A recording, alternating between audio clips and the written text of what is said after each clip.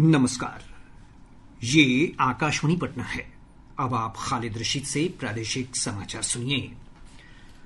मुख्यमंत्री नीतीश कुमार ने 7 निश्चय योजना के अंतर्गत 12वीं कक्षा उत्तीर्ण छात्र छात्राओं के लिए बिहार स्टूडेंट क्रेडिट कार्ड योजना के तहत 4 लाख रुपए तक शिक्षा ऋण को ब्याज रहित बनाने की घोषणा की है। श्री कुमार ने सोशल मीडिया पोस्ट में सभी आवेदकों के लिए ऋण ब्याज रहित किए जाने की जानकारी साझा की।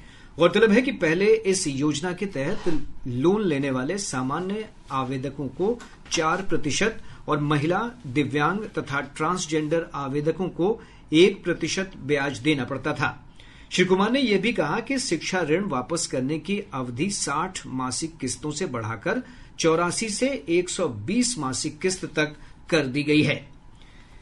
केंद्रीय प्रत्यक्ष कर बोर्ड ने आकलन वर्ष 2025-26 के लिए आयकर रिटर्न भरने की अंतिम तिथि 1 दिन बढ़ा दी है। आयकर दाता अब आज रात 12 बजे तक रिटर्न भर सकते हैं। आयकर विभाग ने सोशल मीडिया पोस्ट में कहा है कि यह निर्णय कल रिटर्न भरने के अंतिम दिन तकनीकी व्यवधान के कारण आई दिक्कतों के बाद लिया गया है। आयकर रिटर्न भरने की अंतिम तिथि मूल रूप से 31 जुलाई थी, जिसे बढ़ाकर 15 सितंबर कर दिया गया था। विभाग से मिली जानकारी के अनुसार आकलन वर्ष 2025-26 के लिए अब तक 7 करोड़ से अधिक रिटर्न भरे जा चुके हैं। केंद्रीय गृह मंत्री अमित शाह सेवा पखवाड़ा के तहत 18 सितंबर को रोहतास जिले के डेहरी में आयोजित कार्यक्रम में शामिल होंगे। हमारे संवाददाता ने बताया है कि श्री शाह के कार्यक्रम को लेकर Lalan Singh sporting club jockey bigha में तैयारियां की जा रही हैं। जिलाधिकारी उदिता सिंह ने आज कार्यक्रम स्थल का निरीक्षण किया और सुरक्षा व्यवस्था समेत अन्य सुविधाओं को लेकर अधिकारियों को आवश्यक निर्देश दिए। गौरतलब है कि प्रधानमंत्री नरेंद्र मोदी के जन्मदिन के उपलक्ष्य में 17 सितंबर से 2 अक्टूबर तक सेवा ही समर्पण के भाव से सेवा पखवाड़ा कार्यक्रम का आयोजन किया जा रहा है।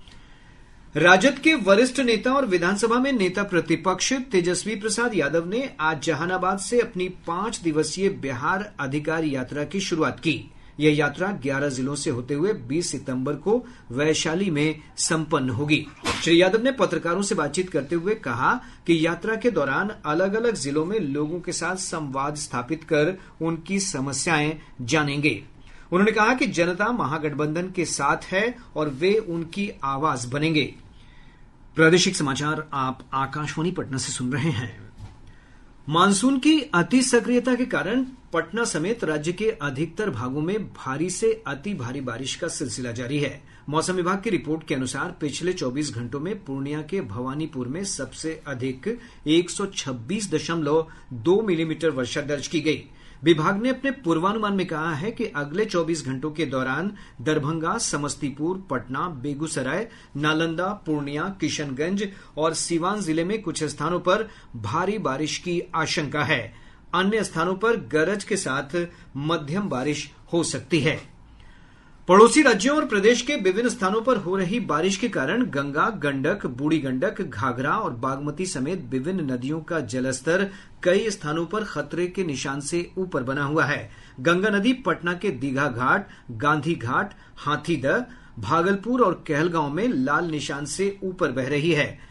बूढ़ी गंडक नदी के जलस्तर में खगड़िया समेत राज्य के सभी प्रमुख स्थानों पर बढ़ोतरी देखी गई है। कोसी नदी खगड़िया के बलतारा और कटिहार के कुर्सेला में खतरे के निशान से करीब 1 मीटर ऊपर बह रही है। अन्य नदियों में भी उफान की स्थिति बनी हुई है।